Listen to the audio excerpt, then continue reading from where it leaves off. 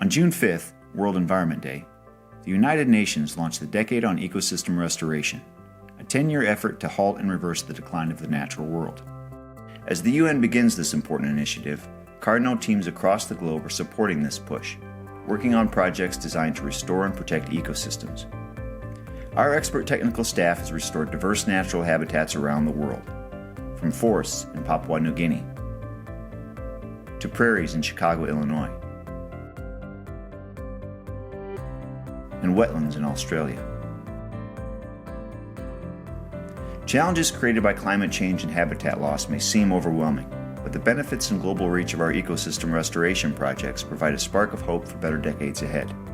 These projects are creating healthier, more sustainable and productive environments in and around small towns, villages, and cities across the world. And our commitment to the planet extends beyond our restoration services. Throughout our company, Cardno is aligning our sustainable practices to the UN Sustainable Development Goals to collaboratively work toward the universal call to action to end poverty, protect the planet, and promote peace and prosperity through the next decade.